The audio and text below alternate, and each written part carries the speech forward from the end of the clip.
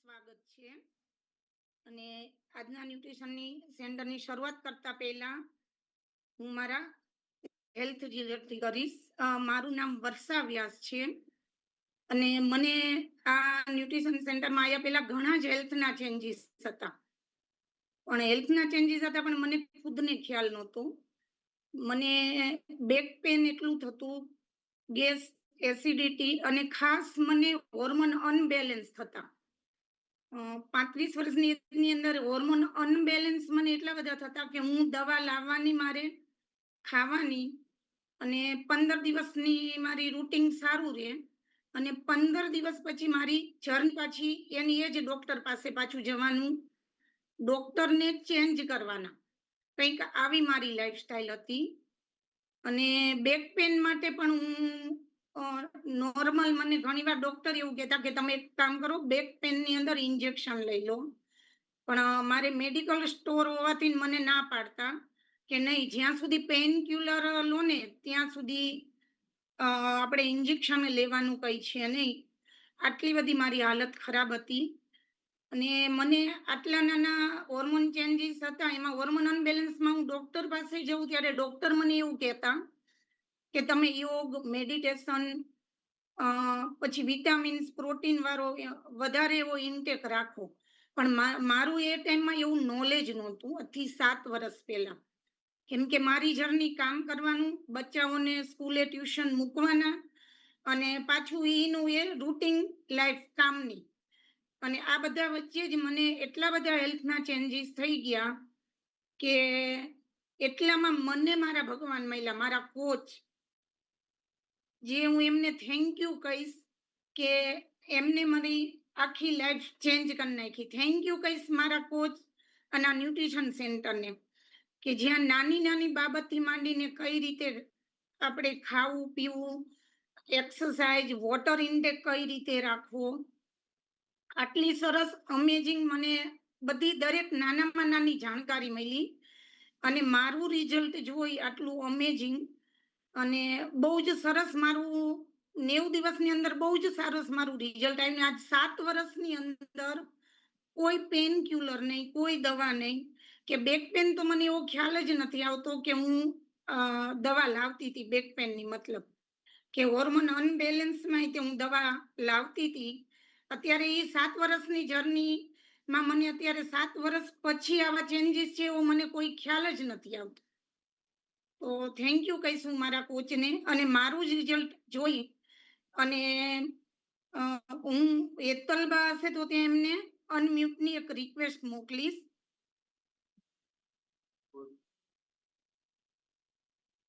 Coach જો કોઈ હોય તો મને આપણે હેલ્પ કરજો. હેતલબા તમારો હેન્ડ રાઈઝ કરો. હા, કેમ છો હેતલબા? હેલો, અવાજ આવે છે મેમ? હા, અવાજ આવે છે તમારો. હા, જય માતાજી. કેમ છો? હા, જય માતાજી. કેમ છો હેતલબા? મજામાં? બસ એકદમ મસ્ત મસ્ત. ક્લબ મળે ને આપણે મસ્ત નો એવું બને મેમ. હા, સરસ સરસ.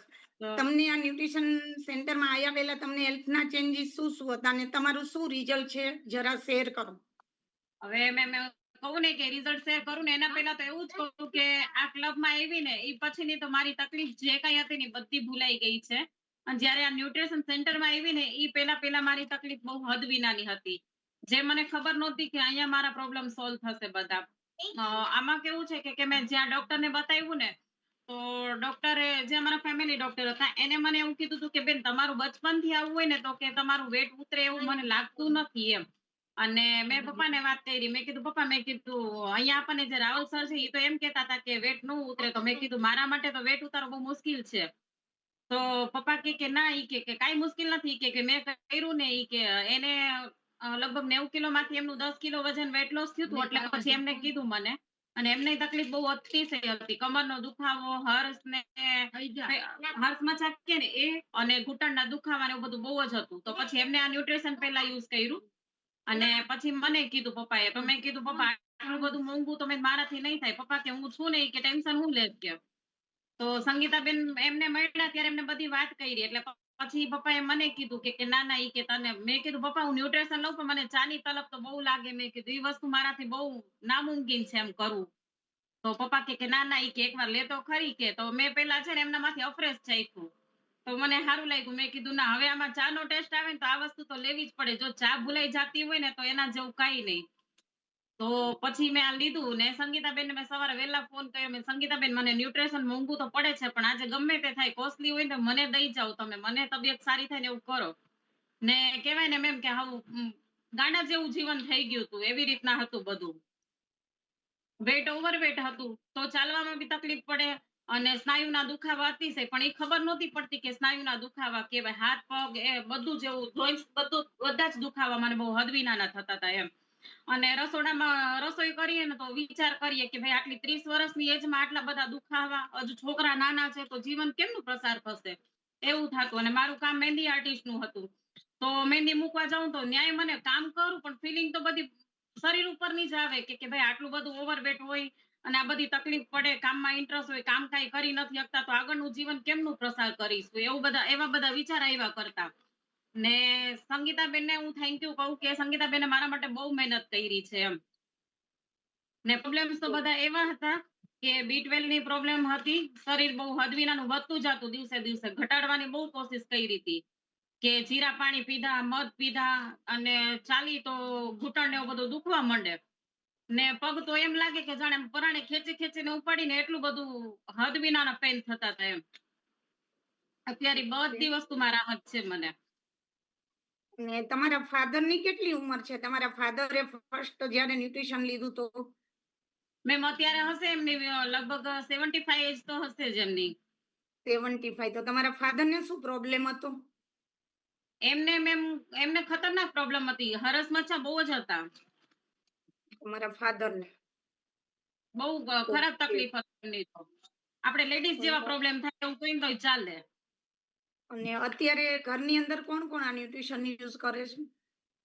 ન્યુટ્રિશન માં તો અત્યારે અમે બધા ચારે બેનું પીએ છીએ અને પપ્પાએ પીએ છે. શરૂઆત એટલે આખું એમનાથી થઈ ઘર પેલા.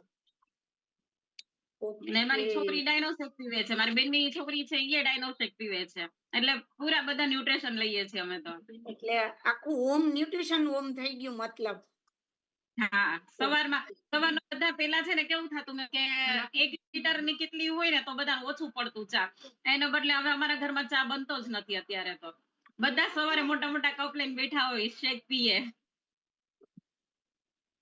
લીટર ચા ના બદલે લીટર રાણી જેવી ચા ને રાજા જેવો નાસ્તો આવી ગયો કે ને હેતલબા. તો આખું હા, હોમ અમારે જો મેમ અત્યારે ન્યુટ્રિશન સેન્ટર.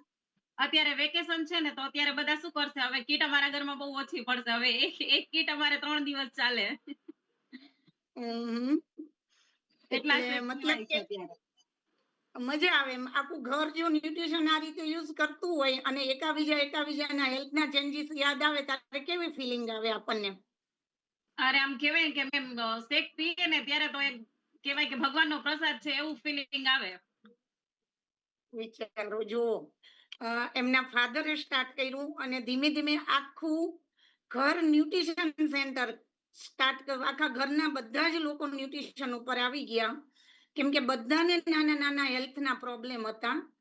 અને હા અત્યારે એ લોકો જે લીટર ચા બનાવતા હતા એના બદલે અત્યારે હવે એ લોકો 1 લીટર ગરમ પાણી ભરીને અફ્રેશ વાતો કરતા કરતા પીવે છે. થેન્ક યુ હેતલબા, ખૂબ જ thank you amazing ma'am. Result છે.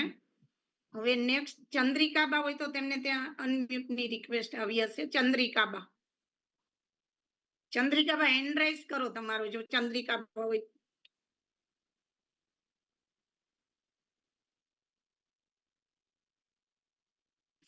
હા, ચંદ્રિકાબા તમને અનમ્યુટની રિક્વેસ્ટ આવી હશે. જુઓ, કોઈ હેલ્પ કરજો ચંદ્રિકાબાને. હેલો, કેમ? હા, કેમ છો ચંદ્રિકાબા? જય માતાજી. જય માતાજી. તમે તમારું રિઝલ્ટ શેરિંગ કરો ચંદ્રિકાબા કે તમે ક્લબમાં આવ્યા પહેલા તમને કેટલા અને શું હેલ્થના ચેન્જીસ હતા અને અત્યારે શું તમને? હું આ કોમ્યુનિટીમાં આયા પહેલા તો મને ઘણા તે હેલ્થના પ્રોબ્લેમ હતા. મારે ઘણી દવાઈઓ થઈ. હા, અને દવાખાના ઘણા ફરી હું તો. કેટલા દવાખાના ફર્યા? કોઈ દવાખાના બાકી નથી રાખ્યા. કોઈ અમદાવાદ કે રાજકોટ કે સુરેન્દ્રનગર, લીંબડી બધા દવાખાને ફરી છું. ઓહો. તો મને એકય દવાખાના કોઈ રિપોર્ટ ઘણા કરાયા, MRI કરાયા તો મને કોઈ ફેર જ નથી પડતો. મને એટલે શું તમને આટલા બધા દવાખાના ફેર્યા, રિપોર્ટ કર્યા, MRI કર્યા, શું કઈ પ્રોબ્લેમ હતો તમને? મને સ્નાયુનો દુખાવો બહુ હતો અને ગાદી ખસી જતી. હમ. અને નસ હાથની આખો હાથની નસ દબાઈતી હતી ને ઠીક પગની પાંયની હતી. અને હમ. બરડાનો ભાગ ને છાતીનો ભાગ બેય દુખતું હતું. આમ આંખી નો વળી શકું. હમ. અને આખું શરીર રહ્યું ને ઈ મને આમ પગથી માથા સુધી આમ બળતું હતું બહુ. તો મેં ઘણી દવાઈ લીધી. બોટાદથી મેં રિપોર્ટ કરાયા તો મને ભાવનગર મેં રિપોર્ટ મોકલ્યા. ભાવનગર રિપોર્ટ મોકલ્યા ને તો કોઈ રિપોર્ટમાં કોઈ વસ્તુ આવી જ નહીં. પછી મને તો હા ત્યાં મેં લગભગ 3 મહિના દવા લીધી બોટાદ. મેઘાણી સાહેબ રહ્યા ને બોટાદ, હા. ત્યાં 3 મહિના લીધી દવા. તો ત્યાં મને કઈ ફેર જ નથી પડતો. પછી અમદાવાદ મેં ઘણી દવા લીધી. ત્યાં તો હું મહિને દવા લેવા જતી હતી. તો અહીંયા અમારે મહિને 4,000 ની તો મને ટીકડીઓ આપતા હતા. અને 500 રૂપિયા કેસ ના હતા. ને ત્યાં તે મને એમ જ કહેતા હતા કે તમે ઓપરેશન કરાવશો ને ગાયદીનું તો તમે કામ નહીં કરી શકો. તમારે આવી રીતે વાંકું નહીં વળવાનું, નીચે નહીં બેસવાનું અને ડોલ નહીં ઉસકવાની. બધી મને ના જ પાડતા હતા. ગમે ત્યાં જાઉં ને તો મને ના જ પાડે બધી. કેમ કે તમારે ડોલ ઉસકવાની, કપડાં નહીં ધોવાના. કપડાં તો હું ધોઈતી જ નહોતી. કપડાં તો મારે મોટી દીકરી છે ને ઈ જ ધોઈતી હતી. પછી રાજકોટે તે બતાવાય છે, ત્યાં તે મને ઊભું રહેવાનું કીધું. ત્યાં હું 9 મહિના ઊભી રહી. કેટલા મહિના ઉભા રહ્યા? હું 9 મહિના ઊભી રહી. 9 મહિના સુધી એક સખત ઊભું જ રહેવાનું, બેસવાનું નહીં, નીચે બેસવાનું નહીં. અને આવી રીતે સેટીમાં નહીં બેસવાનું, પાદરું આમ સુઈ જવાનું અને નકરું હાલવાનું જ તે. તો ત્યાં તે પછી 9 મહિના ઊભી રહી. પછી મને તોય તકલીફ થોડીક રહી ગઈ. તો પછી તો પાછું તોય સુરેન્દ્રનગરની દવા મેં આ મહર્ષિની દવા ઘણી લીધી. તો અહીંયા તે મેં ફોટા પડાયા, રિપોર્ટ કરાયા, બધું તે કરાયું. પણ તોય મને અહીંયા ફેર જ નથી પડતો. અને દવાઈઓ લેવીને મને એમ કે બેન સાયલા તમે કસરત કરાવવા જાય. તો એમ કસરત કરવા જાવ તો મને હામનો વધી જાય દુખાવો. તો સવારમાં અમે કસરત કરવા જાય, 12 વાગે ઘરે આવી તો તોય તે હું ઘરે આવીને કામ તો હું કરી જ ન શકું કશું તે. અહીંયા મેં ઘણા ટાઈમ મેં કસરત કરાવી તોય મને ફેર જ ન પડ્યો. પછી લીમડીની મેં દવા લીધી. લીમડી મેં આ ડાભી સાહેબ ને અહીંયા લગભગ 3 મહિના લીધી. તો અહીંયા તે મને એમ જ કહેતા હતા કે નીચે નહીં બેસવાનું, આંકું નહીં વળવાનું કે, અને કપડાં નહીં ધોવાના, વજન નહીં ઉસકવાનું. તો અહીંયા બધી આ જ વસ્તુ આવતી હતી. બધું એમ જ કહેતા કે આવું કામ નહીં કરવાનું વજનનું. તો જો કપડાં નહીં ધોવાના, વાસણ નહીં ઉટકવાના, પોતા નહીં કરવાના, કોઈ વસ્તુ કામ જ નહીં કરવાનું, ઉભા રાંધવાનું બસ. પછી અહીંયા મને કઈ ફેર નતો પડતો. તો એમ દવા તો ચાલુ જ રાખતા હતા. ટીકડીઓ તો હું અને જેટલી ટીકડીઓ આવે ને એટલી હું પી જ જતી હતી. એક ટીકડી હું મેં નાખી નથી કોઈ દી. બધી ટીકડીઓ હું પી જ જાઉં ને આમ મને એમ થાય મને ફેર પડી જાય. ટકે ટકે મારે સવારમાં 5 ટીકડી હોય, બપોરે 5 હોય, સાંજે 5 હોય. ભૂખા પેટીની હોય, બપોર જમીન ઊંઘની ટીકડી હોય, રાતની તે 4-5 ટીકડી હોય. તોય મને ફેર જ ન પડે. માથું ઈ ટીકડી લો ને એટલે મને માથું ભારે ભારે જ રહે. અને માથું તે મને એટલું દુખે ને તો હું ગામ જઈને આવું ને તો બીજે દી ઊભી થઉં. માથું તો આમ ઊંધા માથે જ હોવું. મને એમ થાય અને માથે કંઈક બાંધીને હોવું પડે. અને પછી હું એમ કહું મને હું ઊભી જ નહીં થઈ શકું. તમારે જે કરવું એ કરો. હમ. તો માથાનો એટલો પ્રોબ્લેમ હતો, હમ. માથું નતું ઉતરતું. ને પછી જ્યાં હું આ લીમડી દવા લેતી હતી ને, પછી મને વર્ષાબેન મળ્યા ને, મને એમને કાર્ડ આપ્યું. મને કે શું તમારું નામ? મેં કીધું ચંદ્રિકાબા. તો કે તમારી દીકરી બાર નામ? મેં કીધું કાજલબા. તા કે એમની કે ઘણી ઉંમર લાગે છે, અને કે તમારી તો કે 40-45 વર્ષ લાગે મને કે. તો મેં કીધું તો એનું શું કરું? તા કે હાલો આ કાર્ડ આપું કે મારા સેન્ટરે તમે આવજો કે તમે રિપોર્ટ કરાવવા આવો કે. તો મેં કીધું સારું. મેં કીધું રિપોર્ટ કરાવી જાય. હાલ ને મેં કીધું હાલો ને કાજલબા, મેં કીધું આપણે રિપોર્ટ કરાવી. તો પછી તે દિવસે તો મોડું થતું હતું, સાંજે અમે આવતા રહ્યા. ત્રીજે દિવસે અહીંયા જ્યાં એટલે મેં રિપોર્ટ કરાવ્યો. અહીંયા મેં 1 ગ્લાસ પીધો ત્યારે તો હું નીચે બેસી જ નથી ગઈ. અને પછી હું ફરીને જઈને પછી તો મને હાવ સારું થઈ ગયું. પછી પીધા પછી મને તરત ફેર લાગ્યો. પછી હું દવાખાના પગથિયું સડી જ નથી. કોઈ ટીકડી નહીં, માથાની ટીકડી નહીં, તાવની નહીં. અમારા ઘરમાં કોઈ આજે દવાઈ જ નહીં. કેટલા વર્ષથી આ ન્યુટ્રિશન યુઝ કરો છો આવા પ્રોબ્લેમ સાથે? આપણે આ મેડિકલ હારે કમ્પેર નથી કરતા, આપણે જે આપીએ છીએ શુદ્ધ સાત્વિક ખોરાક જ આપીએ છીએ, પણ તમે આ ન્યુટ્રિશન આજે કેટલા ટાઈમથી યુઝ કરો છો? હું 2 વર્ષથી લઉં છું. અને 2 વર્ષની અંદર કેટલા દવા લાવો છો? બીજી કોઈ દવા ચાલે છે ઘરની અંદર 2 વર્ષમાં? કોઈ ટીકડી, કોઈ માથાની, કોઈ ઘરમાં નહીં. કોઈ આખું ઘર અમે આ ન્યુટ્રિશન જ લેવી છે. અને અત્યારે તમારા જે ન્યુટ્રિશન છે એ આખું ઘર લો છો, તો તમારા દીકરીના મેરેજ થયા તો તમે ગિફ્ટમાં શું આપ્યું એને? મેં આ ન્યુટ્રિશન જ આપ્યું છે. જો તમે એમનું આટલી હેલ્થ ખરાબ હતી હું અને આટો એમનું ખાવા રિઝલ્ટ આવે ને, જોઈને આટો ખાવા આવે ને એટલે હું એમ કહું કે આ તાર ખૂટી રહી છે? તો કે હા મમ્મી મારે ખૂટી રહીશ. તો હું એમ કહું લેતી જાય કામ કરવાનું, અને મેં કીધું આ પીવાનું. અને જોવો હા, માણસો બધા ડ્રેસ ગિફ્ટ આપે, સોનું આપે. જ્યારે અમારા ચંદ્રિકાબા છે ને એમના દીકરીને ગિફ્ટ ની અંદર ન્યુટ્રિશન આપે. સાસરે જ્યારે એમના દીકરી ગયા અને સાસરેથી જ્યારે બી આવે ત્યારે એમને તૈયાર રાખ્યું એમનું સરસ મજાની ગિફ્ટ એમના દીકરીની. હું થેન્ક એમ યુ કહું કે ચંદ્રિકાબા. જો બેટા આપણે હે ને આ પીન કામ જ કરવાનું, આપણે સૂતા હારા ન લાગવી. અને આનીથી આપણને સારું રહેશે.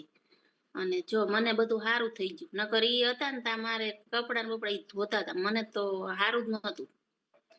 અત્યારે તો આટો ખાવા આવે ને એટલે હું કઈ ન કરવા દઉં. હું કહું ના કઈ નથી કરવું, મને બધું સારું છે.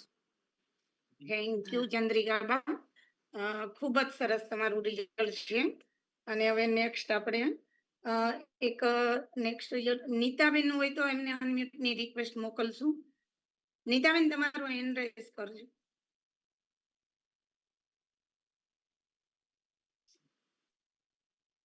નીતાબેન, તો સંગીતાબેન હોય તો સંગીતાબેન તમારો હેન્ડ રેઝ કરજો. નીતાબેન, હા નીતાબેન તમને અનમ્યુટની રિક્વેસ્ટ આવી હશે ત્યાંથી.